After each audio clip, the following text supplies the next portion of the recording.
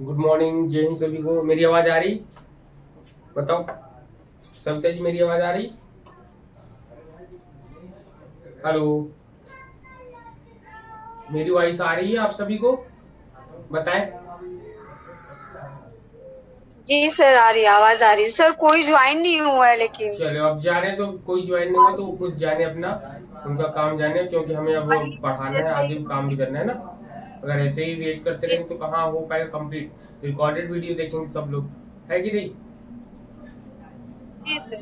Hello, हाँ sir, हाँ है ना? सर। वो यही जी करे फिर। सर। यही बेटर है, ज्यादा बेटर है, यही हाँ सर। यही करना ज्यादा जी बेस्ट सर। है आपका। चलिए स्टार्ट करते हैं। Just second.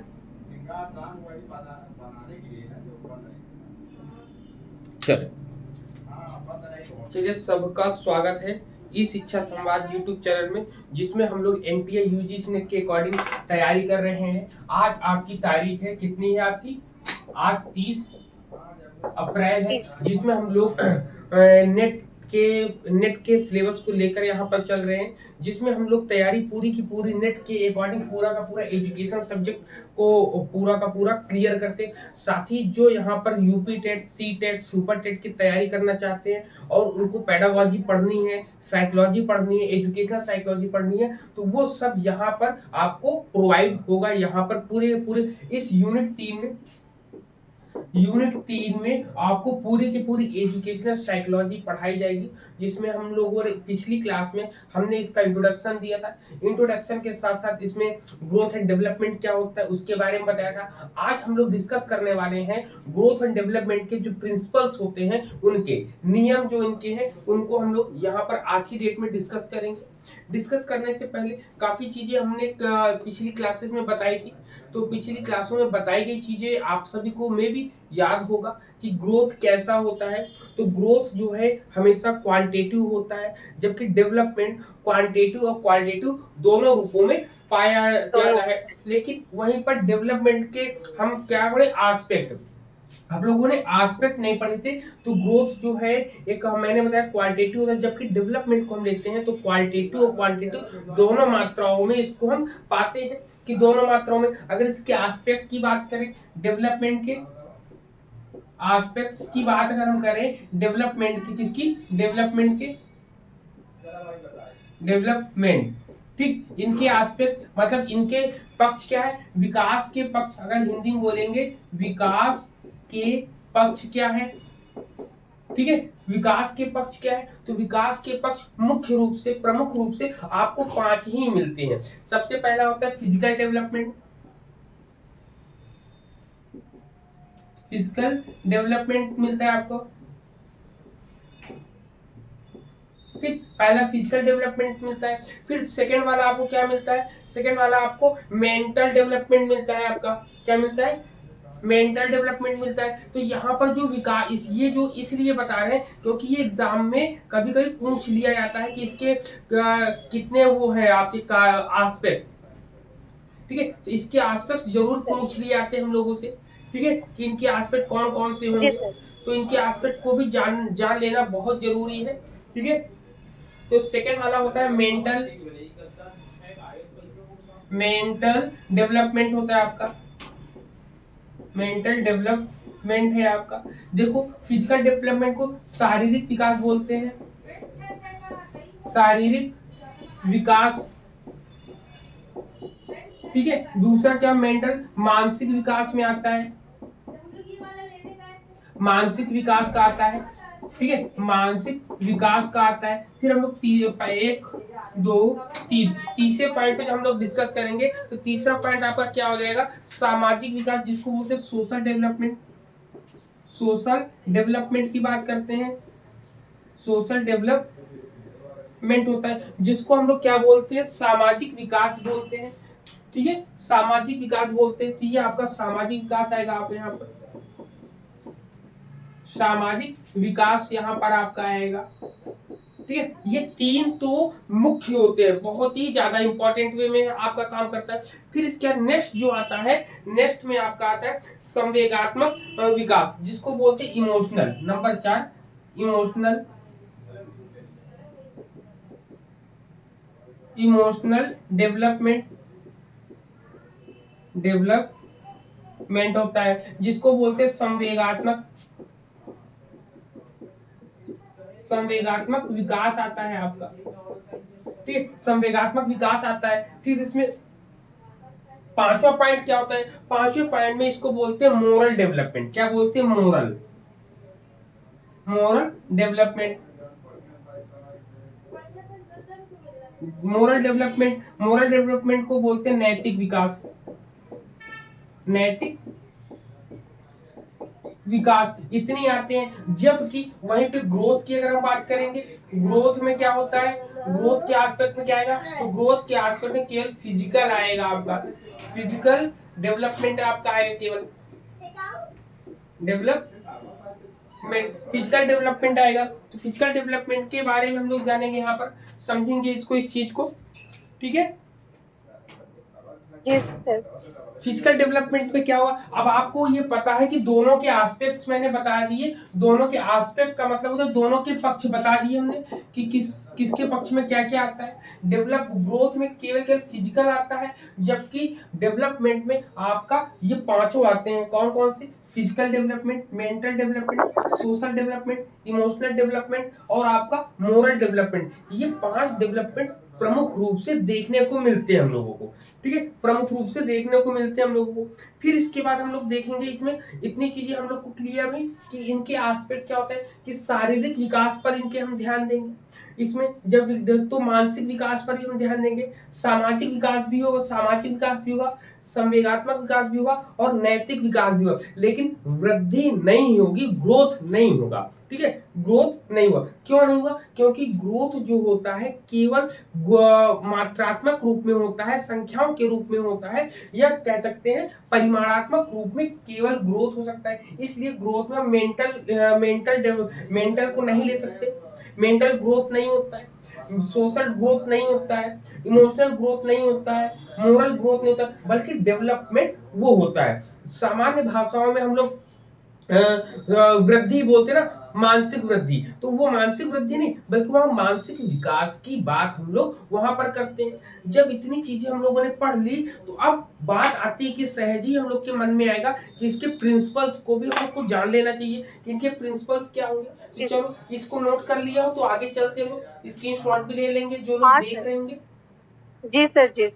जी चलिए, अब इसके बाद हम लोग चलते हैं बहुत ही अच्छी चीजें जो एग्जाम में, आप चाहे सुपर टेट का एग्जाम दीजिए, सी टेट का एग्जाम दीजिए, या यूपी टेट का एग्जाम दीजिए, या फिर आप एनटीए यूजीसी नेट, मतलब कोई भी एग्जाम दोगे तो उसमें ये जो पॉइंट्स बताने वाले हैं, ये पॉइंट्स पूछे जाते हैं। ठीक है, क्या करेंगे? पूछे जाते हैं। तो सबसे पहला इसमें कहते हैं कि वृद्धि और विकास की प्रक्रिया जो है जीव वैज्ञानिकों और मनोवैज्ञानिकों के द्वारा अनेक प्रकार के अध्ययन किए गए, और इन प्रकार के अध्ययनों से सिद्ध हो गया कि वृद्धि तथा विकास के फलस्वरूप जो भी परिवर्तन होते हैं वो पर्याप्त निश्चित सिद्धांतों का अनुकरण करते हैं।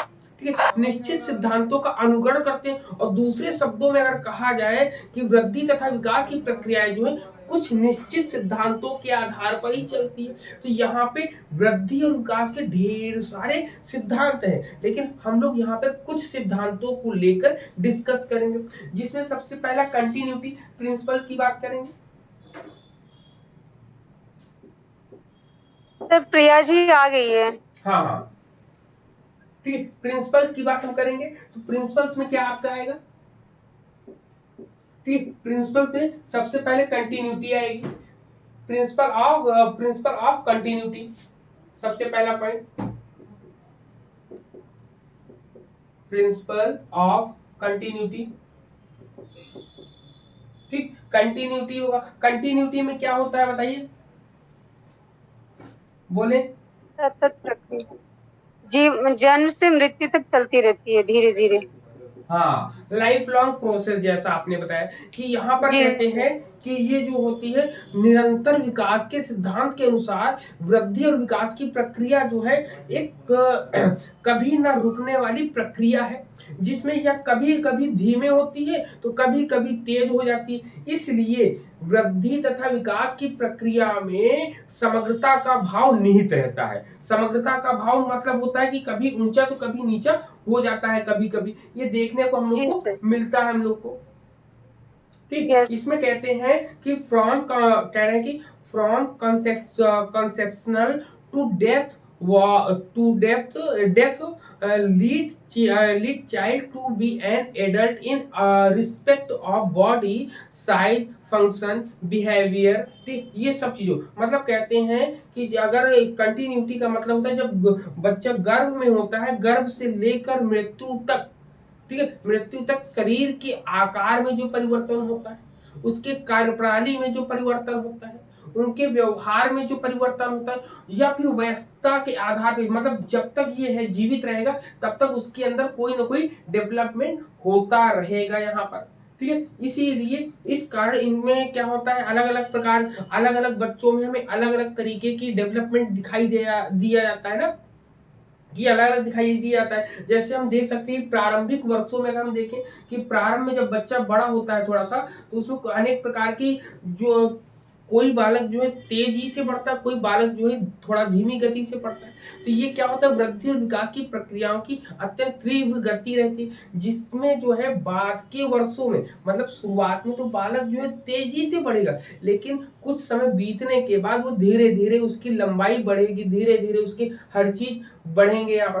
तो यहाँ पर यही कहा गया है, और इसमें एक इंपॉर्टेंट लाइन ये कही गई है, निरंतरता के विकास में, याद रखिएगा कंटिन्यूटी, इसको हिंदी में भी लिख लो, हिंदी में क्या कहते बोलते, निरंतरता का विकास, निरंतरता का विकास।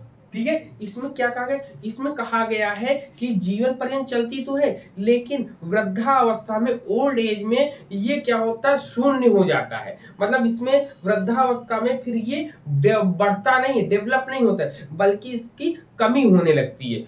ठीक है, तो यहाँ पर ये ध्यान रखना इस लाइन को। ठीक है, समझ में आ रहा? जी सर।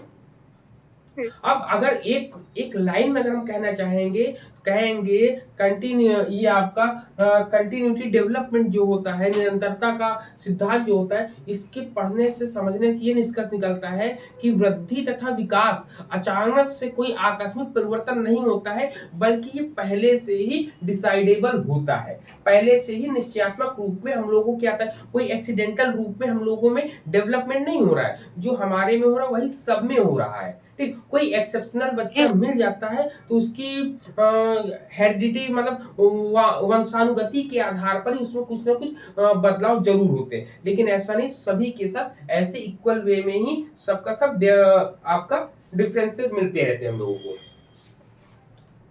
ठीक है, अगर इसमें हम क्या कह सकते हैं, कंटिन्यूटी में केवल एक लाइन ये कह सकते हैं, यह जो है कभी धीमा होता है तो कभी तेज होता है, और यह जो है अचानक से परिवर्तन होने वाला परिवर्तन नहीं है। ये दो लाइन इसकी इंपॉर्टेंट।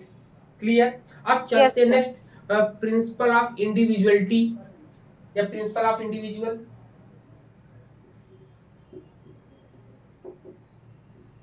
प्रिंसिपल ऑफ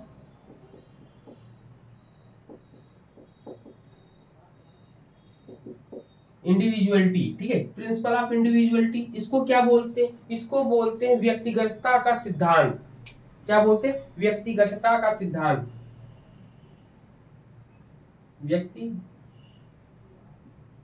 व्यक्तिगतता का सिद्धांत।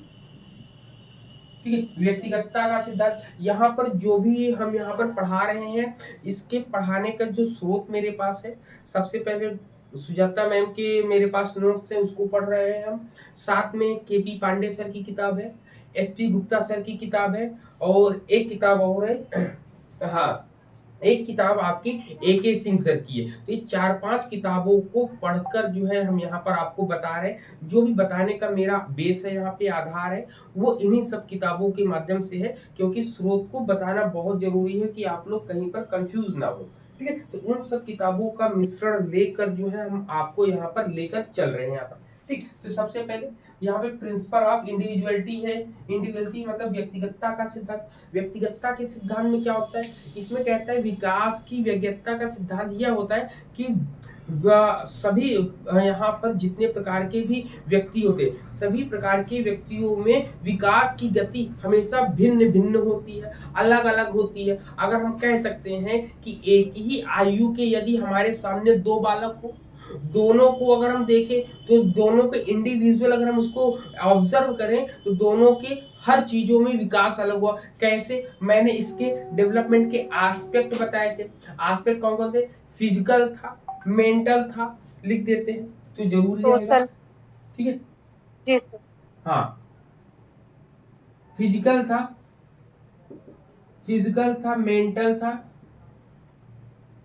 सोशल था, ठीक है। फिजिकल है, मेंटल है, सोशल है और क्या है, इमोशनल है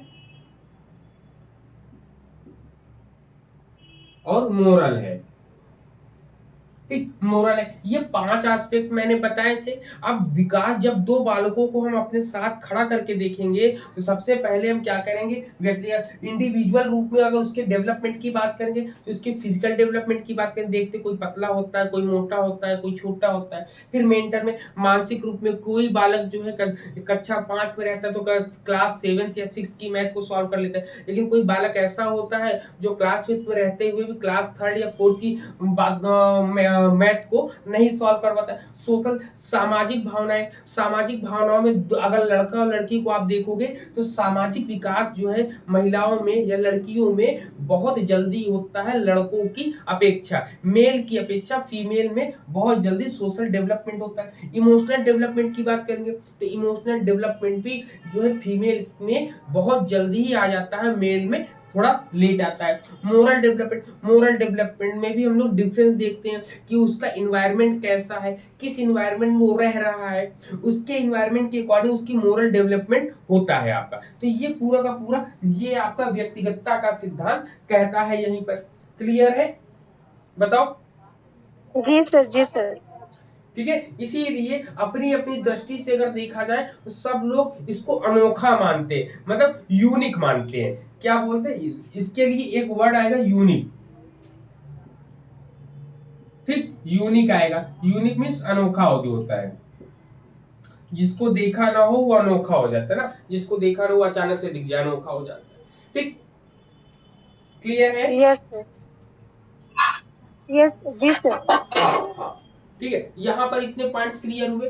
अब यहाँ पर और अभी आपका आएगा, ठीक है। और अभी हम लोग देखते हैं इसमें, अभी क्या हो गए, 2 3 हो गए ना, 2 हो गए। तीसरा हम लोग चलते हैं तीसरे पॉइंट पे। तीसरे पॉइंट पे क्या होता है, तीसरे पॉइंट में बोलते हैं परिमार्जितता का सिद्धांत। क्या बोलते हैं, परिमार्जितता का सिद्धांत। इसी, ठीक है, परिमार्जितता के सिद्धांत को बोलते हैं प्रिंसिपल ऑफ मॉडिफिएबिलिटी, ठीक है।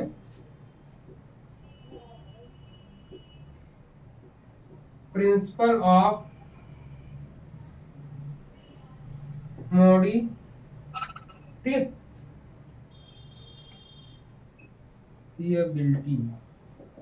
ठीक। मॉडिफिएबिलिटी मतलब परिमार्जितता का सिद्धांत, हिंदी में बोलेंगे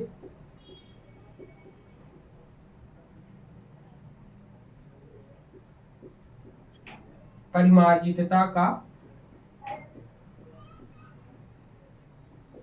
सिद्धांत, ठीक है। परिमार्जितता का सिद्धांत क्या होता है, परिमार्जितता के सिद्धांत में अब मॉडिफिएबिलिटी के बारे में ही अगर आपने समझ लिया होगा तो इसी से आपको समझ में आएगा कि परिमार्जितता का सिद्धांत यह बताता है कि विकास की कोई भी गति तथा दिशा में परिमार्जन संभव है। परिमार्जन का मतलब होता है कि सही ढंग से जो प्रयास किया जा रहा है वृद्धि और विकास में, वह सही दिशा में जा रहा है कि नहीं जा रहा है। ये परिमार्जित का मतलब होता है कि क्या बोलता है कि परिवर्तित होते हुए भी वो अपने साथ कई चीजों को जोड़ते हुए चलती है। अगर हम दूसरे शब्दों में कहें, दूसरे भाषाओं में बताना चाहें तो कह सकते हैं कि सही ढंग से किए गए प्रयासों के द्वारा जो वृद्धि तथा विकास की गति को सही दिशा की ओर ले जाता है उसे ही हम परिमार्जितता का सिद्धांत कहते हैं। कहते हैं जब कभी बालक का विकास हो रहा हो और उसका विकास सही दिशा में जाए तो उससे हम मॉडिफिएबिलिटी कहते हैं। हम लोग क्या कहते हैं? मॉडिफिएबिलिटी कहते हैं। विकास के इस सिद्धांत को शैक्षिक दृष्टि से अगर हम देखें तो यह बहुत ज्यादा उपयोगी माना जाता है। क्यों? क्योंकि शिक्षा की प्रक्रिया के द्वारा बालक को ऐसे डेवलप करते हैं ताकि वह सामाजिक प्राणी बन सके। शिक्षा का मात्र उद्देश्य एक ये होता है कि यहाँ पर सब लोग सामाजिक प्राणी बनकर अच्छे तरीके से निर्वाहन करें, ठीक है, अच्छे तरीके से लाइफ को सरवाइव करें। ठीक, तो यहाँ पर ये होता है परिमार्जितता। तो इसीलिए कहा जाता है इसमें देखने का प्रयास करते हैं कि कैसे कोई भी चीज जुड़ रही है यहाँ पर। चलो सोनाली आगे ना, चलो ठीक, यहाँ पर इतनी चीजें। तो ये मॉडिफिएबिलिटी के बारे में आप जाने कि जब कभी इसमें देखा जाता है कि बालक का विकास जो है एक सही दिशा में हो रहा है तो उसी को इन्होंने मॉडिफिएबिलिटी बोला है। ठीक है, क्या बोला? मॉडिफिएबिलिटी बोला है। यहाँ पर क्लियर है ये पॉइंट? बताओ, इतने 3 पॉइंट क्लियर है?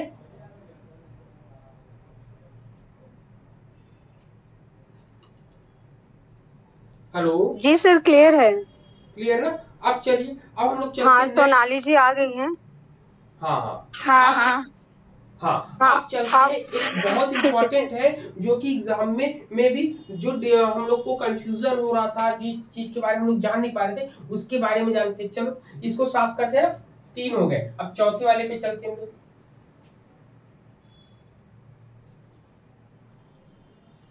चौथे वाले में ग्राफ बनाएंगे तो ग्राफ से और अच्छा लगेगा आपको।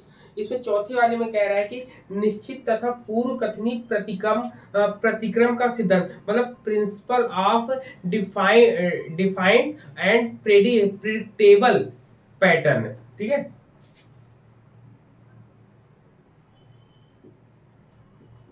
प्रिंसिपल ऑफ, ठीक है, प्रिंसिपल ऑफ डेफिनेट, ठीक है, definite and predictable, predictable predictable आपका पैटर्न यहाँ पर, ठीक है, ये हो जाता है आपका। तो इसमें क्या हुआ? इसमें कह रहा है कि निश्चित, क्या कह रहा है? निश्चित तथा पूर्व कथनीय, ठीक, पूर्व कथनीय प्रतिक्रम का सिद्धांत, ठीक, प्रतिक्रम का सिद्धांत। इसमें क्या होता है? इसमें आपको 3 तरीके के बालक दिखाई देंगे। 3 तरीके के बालक, मान लो एक ये बालक है, ठीक है, एक ये बालक है, इसमें ये मान लो ये बना है, ये आपका, ठीक है, ये आपका हाथ बना जाएगा, इसको हाथ में, ठीक है, ठीक है, ये एक बालक हो गया। दूसरे एक और बनाते हैं, 3 बताने हैं तो 3 हम बना देते हैं इसमें, ठीक है, ये हो गया। और एक बालक बैठा हुआ होगा, ठीक है, एक बालक बैठा हुआ होगा, ठीक है, ये बालक है, ठीक है, ये हो गया। और एक ये वाला बालक जो होगा ऐसे बना होगा, इसमें जो है आपका ये एरो जाएगा, एरो, ठीक है, ये हो जाएगा आपका। फिर एक ये है, यहाँ से इसका विकास होगा, यहाँ पर ऐसे, यहाँ यहाँ यहाँ यहाँ यहाँ, ठीक, यहाँ ऐसे। तो ये 3 होंगे, ये 3 होंगे, तीनों को आपको दिखाई दे रहा होगा। जो पहला वाला है इसको बोलते हैं नियर डिस्टेंस डेवलपमेंट। क्या बोलते हैं इसको? Near distance development, near distance development आपका हो जाएगा, ठीक, नियर डिस्टेंस डेवलपमेंट होता है। इसको क्या बोलते हैं? इसको जो हम लोग बोलते हैं सेफेलोकॉर्डेट, ठीक, सेफेलोकॉर्डेट है आपका, ठीक है, सेफेलोकॉर्डेट है।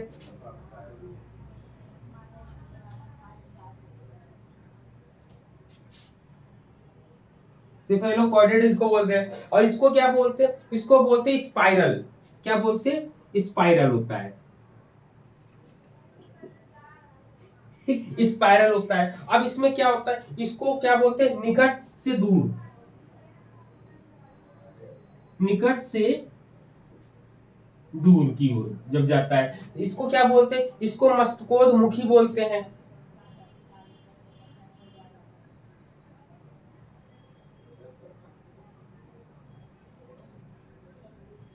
मस्तकोदमुखी बोलते हैं। स्पाइरल को क्या बोलते हैं, स्पाइरल को हम लोग बोलते हैं वर्तुलाकार, वर्तुलाकार होता है। अब चलिए वन बाय वन हम इसके बारे में डिस्कस करेंगे कि वन बाय वन क्या होगा आपका, ठीक है, वन बाय वन आपका क्या होगा। सबसे पहले हमने बताया था इसमें आपके प्रिंसिपल, तीन प्रिंसिपल हो चुके, चौथे प्रिंसिपल की हम बात करें, principle of definite and predictable pattern की हम बात कर रहे हैं। जब इसमें इसकी बात कर रहे हैं तो इसमें हम लोग को देखा तीन पॉइंट्स हम लोग को मिल रहे हैं। सबसे पहले नियर डिस्टेंस, ठीक है, नियर डिस्टेंस की बात बता रहे हैं कि निकट से दूर की बात बता रहे हैं। फिर दूसरा सेफेलोकॉर्डेट बोलते हैं आपका, जिसमें मस्तकोदमुखी होता है, और तीसरा आपका वर्तुलाकार होता है। अब इसमें होती क्या है डेफिनेशन, इसके बारे में जान लो कि इसको हम कैसे पकड़ेंगे, कैसे जानेंगे इसके बारे में, ठीक, इसके बारे में। तो चलिए इसमें हम लोग जब देखते हैं कि सबसे पहले क्या होता है, इसमें व्यक्तिगत भिन्नताएं हम लोग को देखने को मिलती है कि एक छोटा बालक होता है उसमें कितने प्रकार की विभिन्नताएं हम लोग को देखने को मिलेंगी, ठीक है। इसमें क्या कहता है, देखो जस्ट सेकंड, हाँ, कहता है कि इसमें उस सदस्य, इसमें क्या है कि विकास के इस विकास के इन प्रतिमानों के आधार पर प्रिडिक्शन हम लोग करते हैं, ठीक, प्रिडिक्शन ऑफ डायरेक्शन के नाम से भी जानते हैं कि डायरेक्शन। अब देखिए इसमें सबसे पहले कहता है कि जब किसी बालक का विकास होता है तो उसके नाभि से होकर उसके हाथ, उसके सिर, उसके पैर की ओर ये विकास जब होता है तो इसको बोलते हैं नियर डिस्टेंस की बात होती है। नाभि का मतलब जो पेट का जो बीच वाला भाग होता है, जिसमें जो है आपको याद होगा कि रावण को जब मारना था तो उसकी नाभि में जब राम जी ने तीर मारा था तब जाके उसकी मृत्यु हुई थी, तो वही वाली नाभि है। उस नाभि में जब ये बच्चे का विकास की बात करें, बच्चे का विकास नाभि से होकर मतलब दूर की ओर जाता है, तो नाभि के पास जो पहले होगा उसका विकास पहले होगा, जो नाभि से दूर होगा उसका विकास जो है बाद में होगा। तो ये पहला इसमें बता दिया।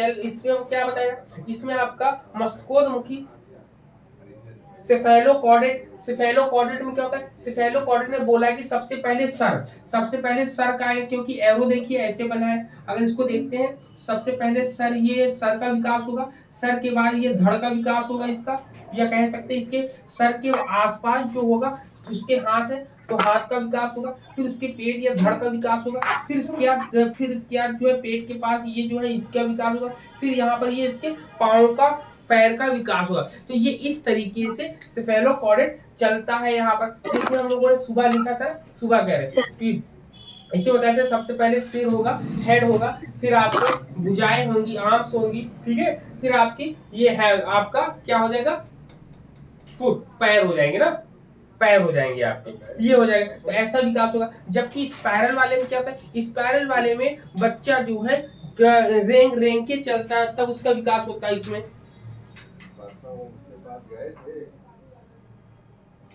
सर बहुत ज्यादा पढ़ा दिए हैं। पढ़ा रहे हैं अभी तो सर मुझे पता ही नहीं चला, हम फोन चेक ही नहीं किए, ध्यान ही नहीं दी। चलो नहीं, मैंने दिया बताया था। अब यहाँ पर इतनी चीजें मिल गई, जब यहाँ हेड, अब यहाँ पर क्वेश्चन आएगा हेड टू फुट की बात कौन करता है, तो हेड टू फुट की बात कौन करेगा। अब माइंड में आना चाहिए सेफेलोकॉर्डेट में ही हेड टू फुट की बात करते हैं, तो यहाँ पे लिख लेंगे head to toe, head to toe या फुट की बात, टो या फुट, हाँ यस। हेड टू टो या हेड टू फुट की बात दोनों हम लोग यहाँ पर कर लेंगे। लेकिन यहीं पर ये आपका सेफेलोकॉर्डेट हम लोगों ने पढ़ लिया। ये स्पाइरल वाले में भी बच्चा रेंग रेंग के करता है, पहले अपने हाथों पर पहले अपने शरीर पर नियंत्रण है, फिर हाथों पर नियंत्रण है ये। लेकिन जो एग्जाम में आता है प्रॉक्सीडोमेस्टियल वाला, वो भी हम लोग देख लेते हैं क्या होता है। सर ये साइड वाला है क्या, नियर डिस्टेंस वाला, उसी का नाम तो नहीं है ना सर? जो आप नहीं, नियर डिस्टेंस के हैं उसमें भी तो प्रॉक्सिमो डिस्टल में भी सर बीच से केंद्र से मतलब बाहर की ओर जाता है ग्रोथ। ठीक तो हमको लग ठीक रहा था ठीक नियर है। डिस्टेंस डेवलपमेंट प्रॉक्सीडोमेस्टियल का मतलब वही है होता है, क्या? सबसे पहले इसकी हिंदी जान लो। ये सर। प्रॉक्सी, जी सर, हिंदी नहीं पता सर। ठीक है, हाँ प्रॉक्सी, प्रॉक्सिमो है, प्रॉक्सिमो डिस्टल। प्रॉक्सिमो डिस्टल, हाँ प्रॉक्सिमो। हाँ जी प्रॉक्सिमो सर, डिस्टल। प्रॉक्सिमो। जी सर। सर अभी इतना ही पढ़ाया हाँ आपने। प्रॉक्सिमो डिस्टल, हाँ हाँ प्रॉक्सिमो डिस्टल होता है ना। प्रॉक्सिमो डिस्टल को बोलते हैं समीपता का सिद्धांत, समीपता, सामीप्यता, सामीप्यता के सिद्धांत या प्रॉक्सीडोमेस्टियल में यही होता है कि जो बालक के सबसे नजदीक होता है उसमें होता है, कहते हैं from near to distance, near to distance है तो ये प्रॉक्सीडोमेस्टियल वाक्य के अंतर्गत ही आपका आएगा। आपका क्लियर है यहाँ पे, बताओ जी सर। ना। यहाँ पर इतनी चीजें समझ में आ गई। सर हाँ सर एक बार वैसे ही जल्दी से बता दीजिए पूरा। हाँ पूरा ही तो बता रहे हैं कि सबसे पहले आपका near near distance, near to distance की बात करते हैं तो बच्चे के नाभि से विकास होता है। नाभि से विकास होने पर क्या होता है, सबसे पहले उसके इस पेट के पास जो भी भाग आएगा उसी का विकास पहले होगा, इन्होंने बताया है। ठीक, प्रॉक्सीडोमेस्टियल इसको बोलते हैं, नियर टू डिस्टेंस इसको बोलते हैं। फिर इसमें सेफेलोकॉर्डेट आता है। सेफेलोकॉर्डेट में क्या होता है कि सबसे पहले सर का विकास होता है, फिर धड़ का विकास। इसको लिख लेते हैं ना तो ये और अच्छे से समझ में आ जाएगा। इसको लिख भी लो आप लोग। जी सर।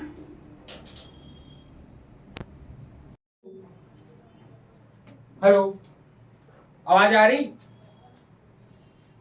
जी हेलो, सर। जी सर, आ रही है। हाँ अभी आ रही स्क्रीन है। चली गई थी ना।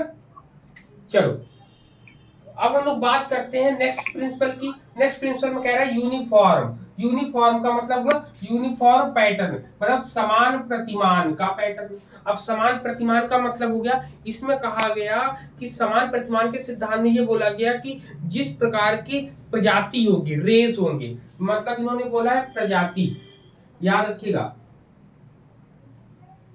सर प्रजाति। आप उनका लिखवाने वाले थे ना उन हाँ सर। हाँ बताए। सर इसके पहले वो आप बता रहे थे कि उन सबका लिखवा देते हैं ना। हाँ तो उसका मैंने लिखवाया था ना, हेड टू हेड, ट्रंक और लेग्स हो जाएगा ना, हेड ट्रंक लेग्स ही लिखना था उसमें, तो वो पूरा था सेफेलोकॉर्डेट वाले में। तो हेड ट्रंक और लेग आ जाएगा उसमें बस, ठीक है ना, यही लिखवाया था उसमें। अब नेक्स्ट वाला हम लोग पढ़े प्रिंसिपल ऑफ यूनिफॉर्म पैटर्न, मतलब समान प्रतिमान का सिद्धांत पढ़े। ठीक है, समान प्रतिमान के सिद्धांत में हम लोग देखते हैं, इसमें ये कहता है कि इसमें प्रजातियों के बारे में कहता है कि समान प्रजाति के विकास में प्रतिमानों में समानता पाई जाती। मतलब कहते हैं कि जो जो जैसा है वो उसी को जन्म देगा, चाहे वो पशु हो, पशु की प्रजाति हो, अथवा चाहे मानव की प्रजाति हो। जो जिस प्रजाति का होगा वह उसी प्रजाति के बच्चे को जन्म देगा। जैसे कुत्ता है, कुतिया है तो पिल्ले को जन्म देगी, बिल्ली है तो बिल्ली का बच्चा होगा आपका। ऐसे ही अनेक प्रकार की, मतलब अनेक प्रकार की प्रजातियां जो होंगी सब लोग अलग अलग वे में चलेंगे, कोई किसी में मिक्स नहीं होगा। इसीलिए इसको बोला है प्रिंसिपल ऑफ यूनिफॉर्म पैटर्न की बात बोला है। बस इसमें यही आता है कि इसमें जो आपका क्वेश्चन जो पूछा जाएगा, जब पूछा है कि समान प्रजाति के लोग समान प्रजाति के ही बच्चों को जन्म देते हैं तो ये किस सिद्धांत के अंतर्गत आएगा, तो आप बताएंगे प्रिंसिपल ऑफ यूनिफॉर्म पैटर्न की बात आएगा। ठीक है, प्रिंसिपल ऑफ यूनिफॉर्म पैटर्न की बात आएगी यहाँ पर। क्लियर है ये पॉइंट, बताओ। ठीक, फिर इसके जी आता सर। है इंटीग्रेशन। क्या आता है? इंटीग्रेशन।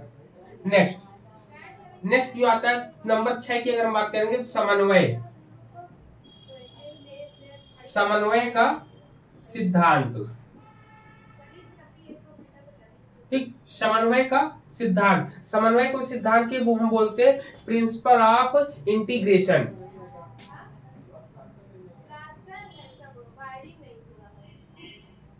प्रिंसिपल ऑफ इंटीग्रेशन, ठीक, प्रिंसिपल ऑफ इंटीग्रेशन। इस सिद्धांत के अंतर्गत क्या चीजें हम लोग देखते हैं, तो इस सिद्धांत के अंतर्गत हम लोग विभिन्न अंगों के विकास का परस्पर समन्वय देखते हैं, संबंध देखते हैं कि क्या संबंध है इनमें। इनमें कहता है कि बालक जो है पहले संपूर्ण पूरे अंगों को तथा फिर उस अंग के विभिन्न भागों को चलाना सीखता है। जैसे बालक जो है सबसे पहले हाथ पर कंट्रोल करेगा, हाथ पे कंट्रोल करने के बाद उंगलियों पर कंट्रोल करेगा, फिर उसके बाद अगर आप देखें तो पहले सबसे पहले सर पर कंट्रोल करता है कि हिले डुले नहीं, फिर उसके बाद आंख खोलता है। तो ऐसी जब आती है तो इसको बोलते हैं प्रिंसिपल ऑफ इंटीग्रेशन। क्या बोलते हैं, प्रिंसिपल ऑफ इंटीग्रेशन। तो यहाँ पर कहा गया है कि सबसे पहले बालक संपूर्ण भाग को देखता, संपूर्ण भाग में से सबसे पहले भाग को कंट्रोल करता है, फिर उसके बाद धीरे धीरे छोटे छोटे भागों को कंट्रोल करता है, तब इसको कहते हैं इंटीग्रेशन। इसमें क्या कहता है कि शरीर के विभिन्न अंगों तथा उसके भागों के बीच परस्पर संबंध स्थापित नहीं हो पाता, तो उसके स्थापित न होने का विकास में कोई ना कोई समस्याएं पैदा हो जाती हैं। अगर ऐसी समस्याएं होती हैं तो इन समस्याओं को हम एकीकरण की गतिविधियों से सरल करने का प्रयोग करते हैं। एकीकरण का मतलब क्या होता है, जब बालक कंफ्यूज हो जाएगा तो उसको एक एक पॉइंट पर हम लोग उसको ध्यान देंगे कि एक एक पॉइंट पर वो विकास करे अपना, तब जाके उसका सही तरीके से विकास हो पाएगा। यहाँ पर क्लियर है पॉइंट, बताओ। यहाँ पर समन्वय का सिद्धांत समझ में आया कि समन्वय के सिद्धांत में क्या कहता है, सबसे पहले वो पूरे संपूर्ण भाग को देखेगा, संपूर्ण भाग को देखने के बाद उसके एक एक भाग पर समझना सीखेगा, वहां पर समझने का प्रयास करेगा।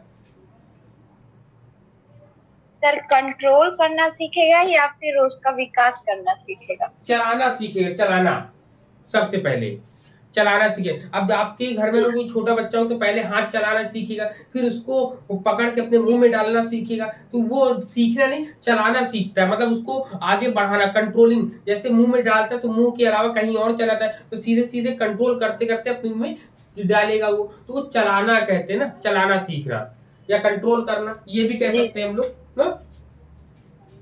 जी सर।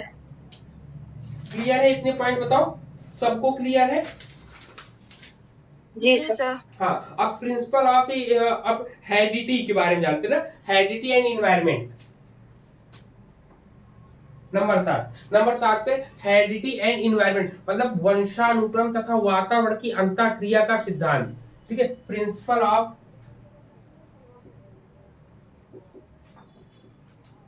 क्या होगा, interaction,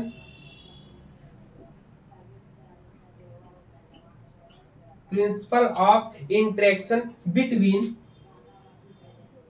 principle of interaction between heredity and environment.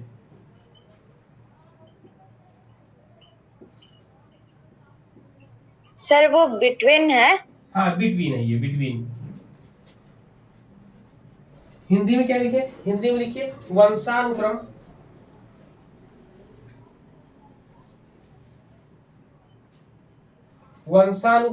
तथा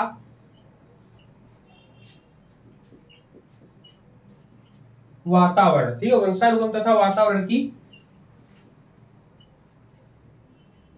अंतःक्रिया का संबंध।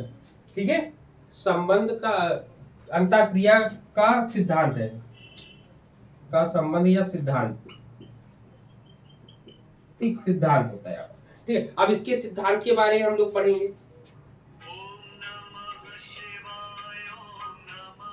ठीक है, इस सिद्धांत के बारे में पढ़ेंगे। इस सिद्धांत में हम लोग देखेंगे कि हेरिडिटी मतलब इस सिद्धांत के अनुसार बालक का विकास जो है वंशानुक्रम तथा वातावरण की परस्पर अंतःक्रिया का परिणाम होता है।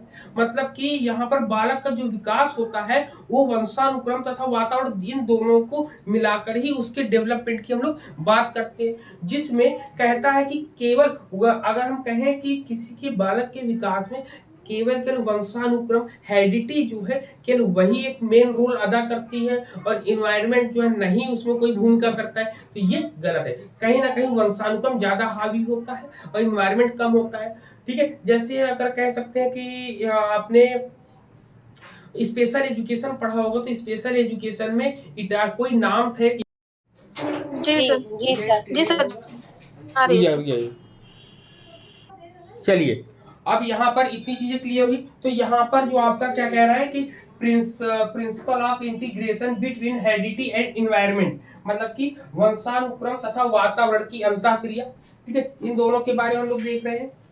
इसके बारे में हम लोग जानते हैं। इसमें कहते हैं कि इसमें कोई एक पार्ट केवल इंपॉर्टेंट वे रोल करेगा, तो ऐसा नहीं है। दोनों के बीच में अंतःक्रिया होगी, इंटरेक्शन होगा, दोनों एक दूसरे के बिना अधूरे रहेंगे। अगर कोई एक पार्ट भी अगर कम रहेगा तो बच्चे का विकास जो सही दिशा में नहीं हो पाएगा। ठीक है, तो इसी में ये बताने का प्रयास करते हैं। यदि किसी बालक का कुपोषण का शिकार हो गया तो वो इन्वायरमेंट चाहे जितना अच्छा हो, लेकिन उसको खाने पीने उसकी प्रॉब्लम अगर बनी रही तो वो हमेशा दिक्कत में रहेगा। आपका क्लियर है ये पॉइंट? बताओ, वंशानुक्रम में भी दोनों की क्रियाओं को ज्यादा इंपॉर्टेंट वे रोल करते हैं यहाँ पर। ठीक है, जी सर। चलो जी सर। ठीक है, तो यहाँ पर आपको मैंने यहाँ पर जो आपका था ग्रोथ एंड डेवलपमेंट के प्रिंसिपल उसको यहाँ पे डिस्कस किया है। नेक्स्ट क्लास में हम लोग संज्ञानात्मक की वो cognitive process and cognitive process की और कॉग्निटिव डेवलपमेंट की थ्योरीज को पढ़ेंगे, जिसमें जीन पियाजे को हम लोग पढ़ेंगे।